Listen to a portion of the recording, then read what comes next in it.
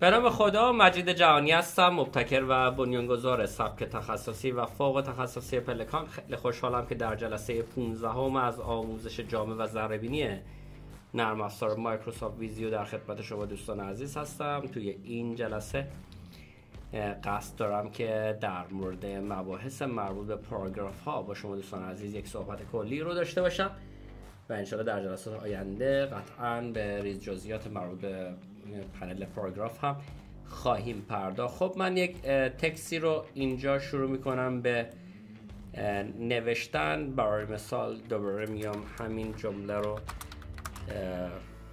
شروع میکنم به نوشتن و به این شکل. خب من این شکل، این الان کادر تکست باکسیه که من کشیدم. در این قسمت میتونم بگم از چپ شروع کن، از مرکز یا از سمت راست شروع کن، یا میتونم بگم از بالای صفحه شروع کن، از مرکز صفحه یا از پایین صفحه. پس این 6 مورد برای ترازبندی متنمون که از کدام نقطه شروع بشه انجام میشه. اگرم که متن طولانی باشه از دو طرف تراز میکنه. این میبینید که از سمت چپ فقط تراز میکنه، این از مرکز و این هم از سمت راست، ولی این از هر دو طرف جاستیفای میاد برای ما تراز میکنه و یک متن زیبا که از هر دو طرف، یعنی هم از این سمت و هم از این سمت برای ما مرتب میکنه و این خیلی میتونه کاربردی باشه. اما ابزار بعدی ابزار بلیتس هستش که من اگر اینو کلیک بکنم یک دایره به یه شیپی رو قبل از نوشته من قرار میده که بتونم یک فهرست خیلی مرتبی رو برای خودم ایجاد بکنم. اگر بیام روی گزینه روتیت تکست کلیک بکنم نوشته من رو برعکس میکنه به این شکل که اگر روی پوینتر بزنم میبینید که نوشته من به صورت عمودی شروع شده به نوشتن، که وقتی بیام روی تکست کلیک کنم میتونم به این صورت بیام ادیت کنم، اما بعد به صورت عمودی برای من می نویسه. اگر بخوام برگردونم به حالت اول دوباره کلیک میکنم و میبینیم که متن برمیگرده به حالت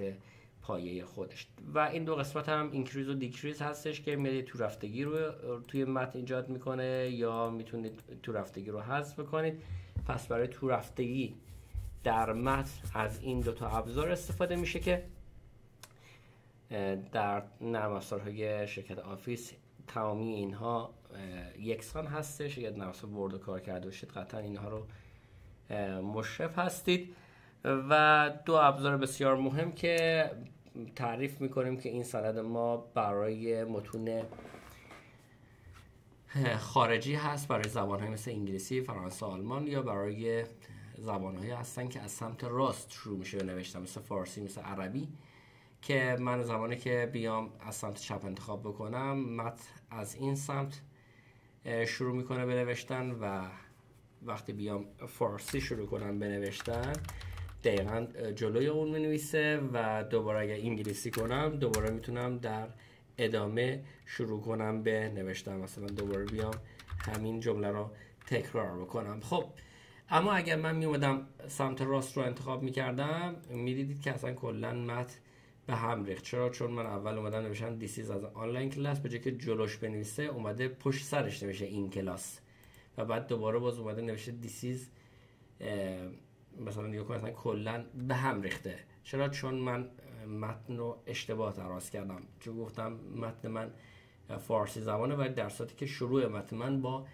انگلیسی زبان بوده. خب من اگر اینو حذفش بکنم، الان برای متون فارسی زبان یا عربی انتخاب کردم. خب الان اینجا من بیام نویسم این یک کلاس درس است و حالا بیام انگلیسی بخوام بنویسم دقیقا روبروش می‌نویسه This is مثلا an online class.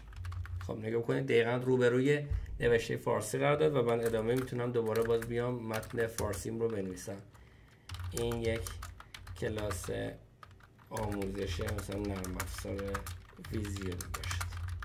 ببینید که به این شکل دقیقاً مرتب شروع میشه به نوشتن. اول جمله رو من با فارسی شروع کردم، پس باید حتما حالت تراز متن من روی فارسی زبان باشه، ولی اگر ابتداء متن من با انگلیسی شروع میشه باید حتما روی left و right بذارم که متن من به درستی نوشته بشه و مشکلی براش ایجاد نشه. پس این نکته رو حتما به یاد داشته باشید که شروع متنتون اگه به زبانهای غیر از فارسی و عربی بود left to right رو انتخاب کنید، اگر که متن شما فارسی زبان و عربی زبان بود حتما right to left رو انتخاب کنید. امیدوارم از این قسمت هم نهایت استفاده رو برده باشید. همه شما رو به خدای بزرگ میسپارم. همراه من باشید، با برنامه باشید تا دیداری دوباره. بدرود.